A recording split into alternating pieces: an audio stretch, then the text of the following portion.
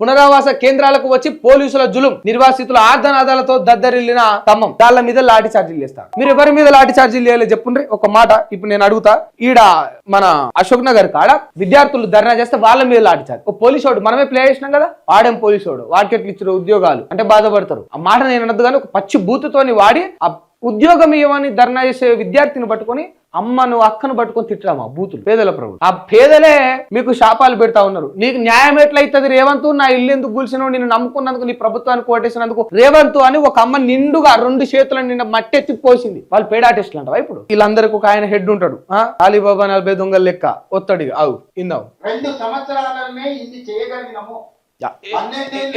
Sir 2 సంవత్సరాలు ఇన్ని చేయగలిగారు. 2 సంవత్సరాలు మీరు ఏమేం చేయగలిగారు చెప్పనా? ఇంట్లో ఉన్న వాళ్ళని బయట వేసారు మీరు 2 సంవత్సరాల. పచ్చగా మంచిగా కట్టుకున్న వాళ్ళు ఇల్లు కూల్చారు మీరు 2 సంవత్సరాల. మంచిగా రోజుకు 2000 సంపాదించుకునే ఆటో కార్మికునికి, ఆటో అన్నకు 500 గతి లేకుండా చేసిరు మీరు 2 సంవత్సరాల. కేసీఆర్ కిట్టే కొట్టిరు, ప్రసవిస్తే బిడ్డకు రావాల్సిన 12,000 13,000 రూపాయలు నెగ్గొట్టినరు. ఇవన్నీ కొట్టి 2 సంవత్సరాలు ఇన్ని చేయగలిగినామంట. ఎన్ని చేయగలిగారు? 2 సంవత్సరాలనే ఇన్ని చేయగలిగినాము. 12 ఏళ్ళు లేనినోడు మమ్మల్ని 10 సంవత్సరాలు దోసుకున్నాడు మమ్మల్ని తిడతాడు.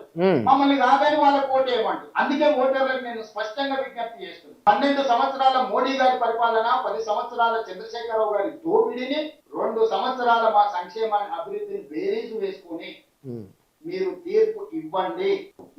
ఇప్పుడు ఆ ప్రజలే ఇస్తున్నారు తీర్పు. 10 ఏళ్లలో వాళ్ళు అభివృద్ధి చేసిరు, మీరు 2 ఏళ్లలో వినాశనం చేసిరు. మరి తేడా లేదా సార్? అభివృద్ధికి వినాశనానికి. విగ్రహాల పేరుతోటి ఇల్లు గులగొట్టమనేటోని ఏమంటారు sir? Is it call development? KCR కూడా కట్టిండు కదా అంబేద్కర్ విగ్రహం. డాక్టర్ బిఆర్ అంబేద్కర్ విగ్రహం పెట్టి ఎంతమందికి నష్టం చేసిండు కేసీఆర్. ఇప్పుడు నీకు అంతేందుకు? ట్యాంక్ బండ్ కాడ ఎంత జాగా ఉన్నా సార్, నువ్వు పెట్టాలనుకుంటే ఏనైనా పెట్టొచ్చు. అంబేద్కర్ విగ్రహం పక్క పొంటి పెట్టు, ఆడింత జాగా తీసుకొని ఇంకా పెద్ద గట్టు.